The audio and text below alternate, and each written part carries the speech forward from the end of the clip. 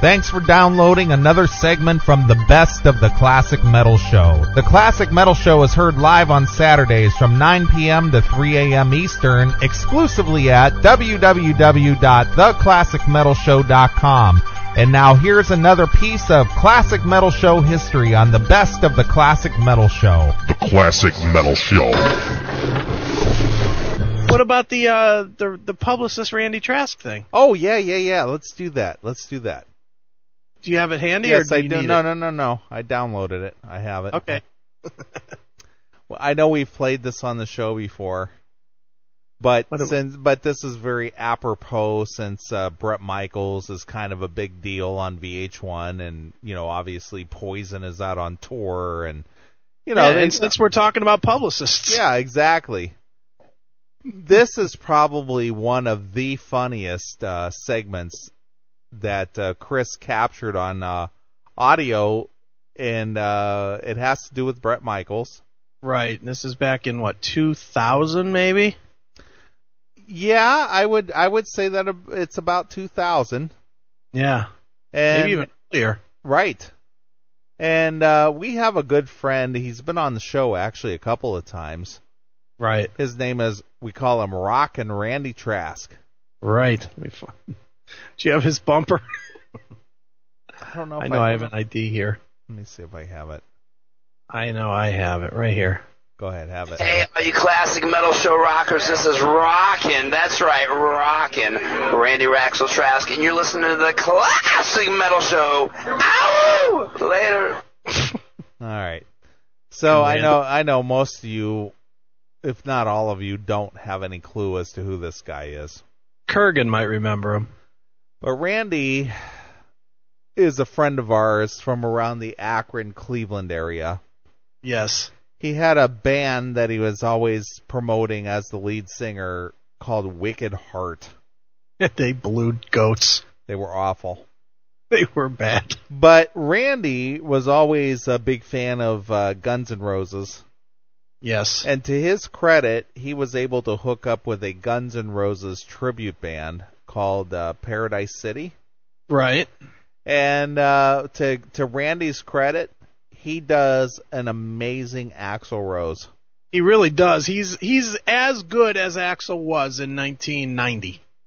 So there was a thing back in 2003, early 2003, that they called it Fake Fest. Right, yeah. And basically what it was a tour of tribute bands, and there were different tribute bands on this Fake Fest. Right. And headlining the show was our good friend Ralph Saenz from the Atomic Punks, which is a tribute to the David Lee Roth era Van Halen. Uh-huh. And also on the bill was a Pink Floyd tribute band, a Beatles tribute band, AC/DC tribute band, and Randy's band got on this Guns N' Roses Paradise City tribute band. Sure. And they were actually pretty decent. That's cool. And not only that, but they were able to play decent-sized venues, like 10,000 seaters. Right. And they played at the Tower City Amphitheater. They played at what did they call it? The Post Gazette Pavilion in Pittsburgh. Mm-hmm. Right. And they played at Polaris Amphitheater in Columbus, and other fairly good-sized sheds. Yeah, it was a good tour for these tribute guys. No, it wasn't a nightmare. Rain City Metal. It was actually pretty decent. Yeah, it was. They were the top of the line bands. They weren't just the shitty club band. Look at Nifty Ned. They called themselves Mock Stars. What a great line. Mock Stars. Yeah, and then as the metal experts would have said, Chuck Kolsterman. Yeah. Not Klosterman, Kolsterman. Holsterman. Yeah, whatever. He was a journalist for the Akron Beacon Journal there for several years. Uh-huh. And he was in town there, and he actually wrote a segment about Randy. Of course he did. Randy's a star. Yeah, Randy is actually in one of Chuck Klosterman's books. Right. Which is really funny. It is funny. So anyway, Randy is a friend of yours and mine. Actually, Randy introduced me to you. Right, of course. So he has classic metal history, really. He invented what this show is today, kind of. Right. So Randy was a co-host on the Classic Metal Show for a very short time. Right. But the problem with Randy is he liked to smoke the herb. Right. And he did it at the radio station that I was working at the time, and I had to tell him that he could no longer be a part of the show because he was going to get my show yanked if that ever became a problem, especially when he's outside in the parking lot, passed out in his truck with it lit. Yeah. So I told him, listen, I'm not going to risk my show over your penchant for weed. Right. So that was kind of the end of his co-hosting. Right. But he remained a friend nevertheless. Sure. So being that you owned a magazine back in the 90s called Music's Bottom Line, which you sold, and then you basically took it to the internet and called it pitdrift.com. Yeah, I really changed directions, didn't I? Randy was a writer for your magazine, so why don't you preface this? Okay, well, the way this story goes is Randy did write for the magazine, and Randy's a huge 80s metalhead. Anything that was a hair band, Randy loves and worships, and will drive hundreds of miles to see, even. I mean, he's a really hardcore hair farmer. In fact, he drove through the night to Nashville, Tennessee, to follow Sebastian Bach. And didn't he do the same thing for, like, Rat or something? Yeah, I think he did it for Rat as well. Yeah, he's crazy like that, but that's just Randy. And I had the opportunity thrown to me to interview Bret Michaels for Poison's, what's the name of that record? Do you remember? The Power to the People? Yeah, Power to the People. Power to the People, which was a live record. So the Publicist, she sends me a disc, and the disc, the album itself was a live album with 5 quote unquote new tracks, and the new tracks, we thought we were getting the full things. Instead, we got 5 30-second clips of the new tracks. So that's what they sent me. So that we could briefly, I guess, really briefly, hear what Poison was doing. So basically 2.5 minutes of audio. 2.5 minutes of audio. So the way it ended up happening was the interview was scheduled, and I was supposed to be off work, but then I got called in, so I had to work. So I knew Randy would be up for it, so I called Randy and asked him to swing by my house. And when Bret Michaels called, hit record and do the interview. I left him a list of questions, not that he needed it, but I left him a list of questions, and I had Randy ready to do the interview.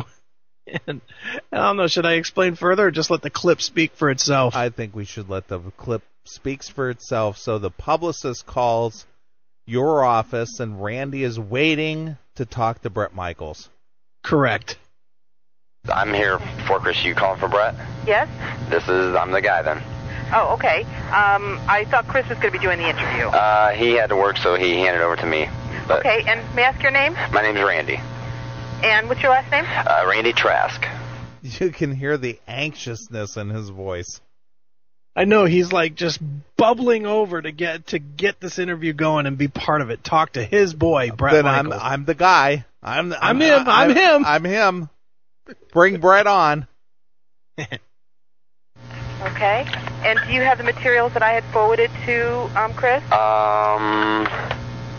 I don't believe. No, he didn't give me anything. I've heard Crack a Smile. Georgetta, did Chris have anything to give to me as far as stuff that was sent to him? Poison stuff? I don't believe. But I know what's going on as far as the tour, and I'm updated on all the Poison stuff. And well, have you heard the new record that I sent Chris? No, but I'm on the Classic Metal Show every Saturday night, and I was gonna probably get a copy of it off. I've heard Crack a Smile, but I haven't heard the new record because. But the interview is about the June record, not about Crack a Smile. So, did you get the press release about the June record and all the information about it? No, I didn't. No. Then we're going to have to postpone the interview because I need for you to have that information before you do the interview. That's why I new information on the new record. A package to Chris. I see this. I'm wondering if this is it here. All right. Well, here it is. Here's Randy ad-libbing the whole thing. This is. I like the fact. Well, I'm on the Classic Metal Show. Yeah, that worked. Yeah, that went over real big. What? I see a package here, but it's made out to him, so I didn't want to open it. Who's it from? For Virgin Records. Well, but Poison's not on Virgin. Right, they're on their Cyanide. So he knows they're on Cyanide Records, but yet he tells the publicist, "Here's a package from Virgin. This might be it." What is great. What is he thinking? Dumb. Yeah, and I FedExed the package last week. Right, and I know he has the CD because he was going to bring it down to the radio show. Yeah, but the thing is that the information that I had provided plus the record, the reason I FedExed it to him was so that he could listen to it and read the information before he did the phoner with Bret, as opposed to having no information and doing the phoner with Bret. Yeah, like interviewing Bret is such a big task. Yeah, it's real tough to interview Bret Michaels. About five 30-second clips and a live record. Right. Real fucking hard. And so it doesn't really work out for us for you not to have those materials. Well, I pretty much know everything that's going on with Bret as far. You haven't heard the new music and you haven't read the press release with the information about it. Right. You'd rather have me hear the new music and read the press release. So that's why I FedExed. That's what you just said, Randy. She wants you to hear the new music and read the press release.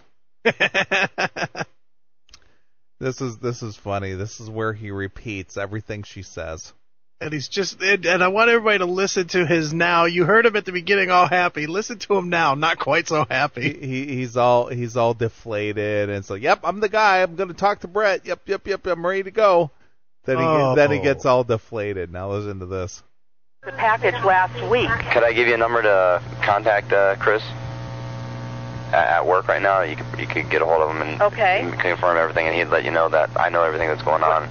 Well, yeah, but I don't doubt that. But the bottom line is, in as much as that is a factual statement, you are also lacking having heard the record and the information that I provided regarding the record. Right, and so that is the reason for doing the interview. Without you having that information, it doesn't behoove us to do the interview. I'm with you. You have it. I understand. I completely understand. I don't have the information at this time. I don't know where it's at, but I can give you a number to contact Chris. And I don't have the information at this time.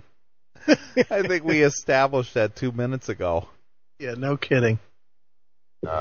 Maybe he can give you a little more information about. So go ahead and give me his number, and I'll call him and explain to him why we can't do the phoner until whoever's doing it has that information. He might even have the info on him, and he can just go ahead and do it. It's 440-954-5716. Okay. Thank you very much. Mm-hmm. Bye-bye. Bye. I know pretty much everything that's going on with Bret and Poison, so just put him on the line. Right. I'll take care of him. Oh, poor Randy. One of the greatest clips ever. That exchange took almost 4 minutes. I don't have it. I know pretty much everything that's going on with Bret. Just put him on the line. I'll take care of it. Yeah. Oh, what's this package? Virgin Records. Oh, look at. Oh. Nice. Thanks for checking out the Best of the Classic Metal Show. You can tune into the Classic Metal Show live every Saturday night from 9 p.m. to 3 a.m. Eastern, exclusively at www.theclassicmetalshow.com. The Classic Metal Show.